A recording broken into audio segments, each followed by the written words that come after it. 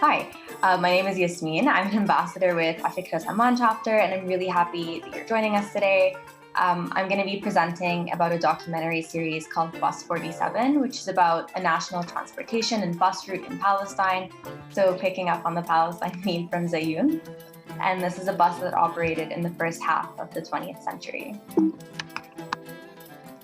So the documentary series is available in about 8 or so parts on YouTube, and it's by a production company called Moriya Productions. I first came across the documentary on a separate website called Barakabits, which used to share positive news from the Middle East region.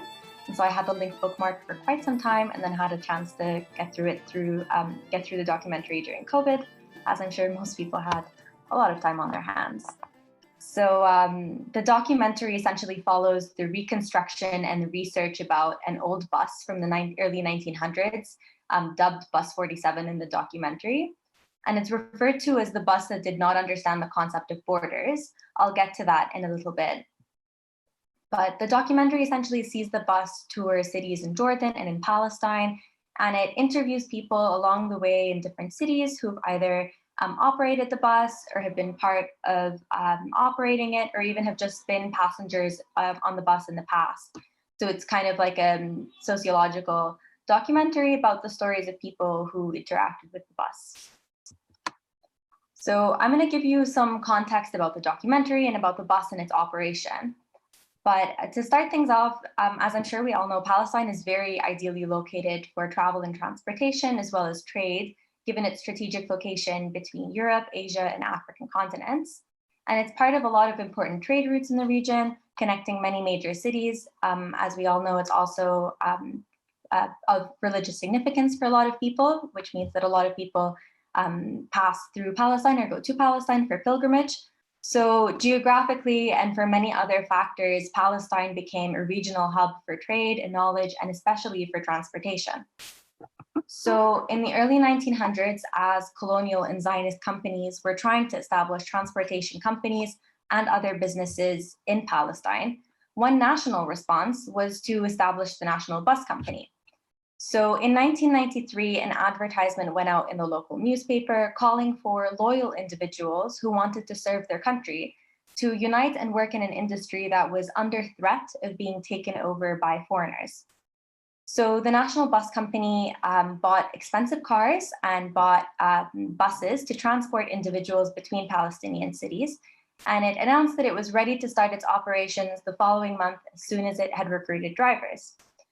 So the bus company's headquarters were in Jerusalem, and many of the buses and cars would start their journey from there and then essentially transport people to different parts of Palestine and the Middle East. So the National Bus Company really took off. It was this huge success. And at the start, it was only transporting individuals between Palestinian cities. But by 1942, there were over 100 buses and cars in its fleet. And the company had gained concession to arrange for trips to neighboring cities. So it went to Amman, Beirut, Cairo, Damascus, Baghdad, and more. So the screen grab that you see on the screen is an advertisement from April 1947, which mentions the first transport of its kind in the Arab world, with trips to Gaza, Haifa, Beirut, Damascus, Aleppo, and more. So this really marked a time when the bus just did not know any borders. Passenger transport was very easy. It was very accessible as well. So the documentary essentially starts with this background and a quest to reconstruct a version of the bus through which the documentary will quite literally travel from city to city to explore the social, historical, and the political context of transportation in Palestine and in the region, obviously amidst the occupation of Palestine. It actually took the filmmakers 5 months to physically reconstruct and rehabilitate a bus that would be similar to what operated around the 1940s. So as this bus travels across different cities, passerbys are shocked and excited to see such an old bus operate. And you can see a photo of the bus over here. They reconstruct the bus to the best of their abilities, but what I thought was interesting was like a very manual horn that you would honk and a manual indicator that you would use to go left or right.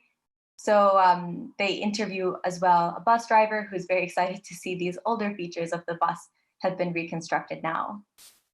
And so in addition to this, the documentary interviews several important figures in the history of the bus, including family members of the original founders. So that's pictured on the top with the two men being interviewed. The one wearing black is the son of one of the original founders of National Bus Company.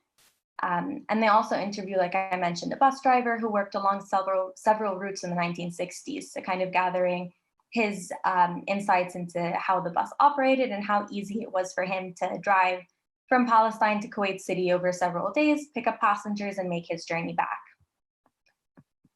According to Ramman, who is the production manager of the documentary, the purpose of this was to essentially capture Palestine's glory before 1948. And it was an opportunity to capture the ways in which Palestine and neighboring countries were so interconnected, and how Palestine was a really important hub for economic activity, for travel, transport, culture, and society. And so through all of this, the documentary touches on a couple of important themes, which is why I was really compelled to share it today, including freedom, occupation, and borders. So for example, the documentary shows the challenges of recreating the bus's history, because travel is challenging between cities within Palestine, but also internationally.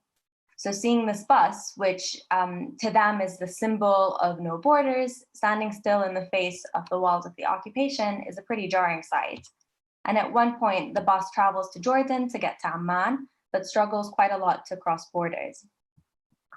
What I also found really interesting is how much the bus means to people who come across it. So this can be people who have either been passengers when they were younger, or people who just heard of the fact that there used to be a bus that you could ride from one city to another, and it was very much an easy and an accessible journey. So Shoman, the production manager, mentions that there's this nostalgic feeling that is very much a common thread in a lot of the stories that we weave as a Middle Eastern community. And it's very important to touch upon this nostalgia when we're trying to reconstruct our histories and publish our histories. It's a time when cross-border travel was easy for all sorts of purposes. People were able to work across the borders, they were able to visit their loved ones, and it was just very easy for us to connect across the Arab world.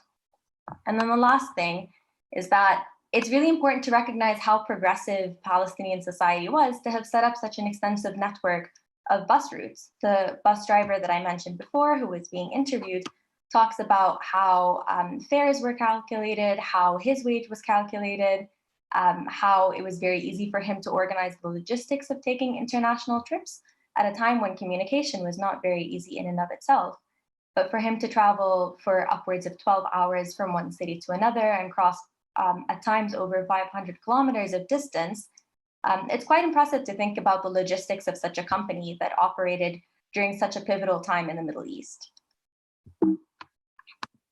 So along every step that the documentary takes, they're able to capture different cities in the eyes of the bus, and they talk to people who moved to these cities or sought refuge, bringing with them their possessions, their families, and their businesses as well across the borders. And then the nickname Bus 47 carries a lot of significance in and of itself, because it refers to the year 1947, right before the Nakba, or the catastrophe. And in 1948, Palestinians were scattered and exiled across the region. And so the purpose of the documentary is to bring back a time and memories that many may not have had the opportunity to hear of or to experience, and that many have been a part of firsthand. And so I wanted to show you a quick trailer from the documentary so that you can get a better sense of what I'm talking about. There are no subtitles for this, unfortunately, but I just wanted you to see the bus in action.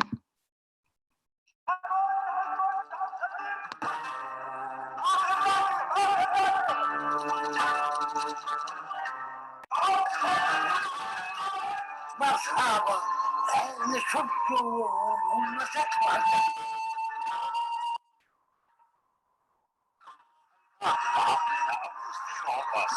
يعني الاحتفال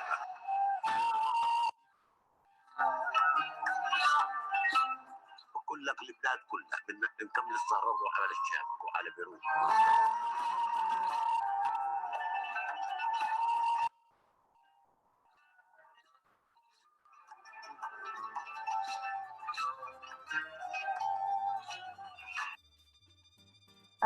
And I think that is all for me. So I added a bunch of links about the bus here, including the link from the original post that I had seen online.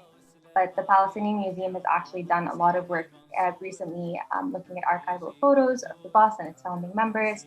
And they actually had the bus stationed outside the museum for a couple of weeks with a bus driver and essentially actors calling upon people to ride the bus. So it gives a bit more background to the whole story. I hope that this was interesting to you, and thank you for joining. And yeah, that's all from me.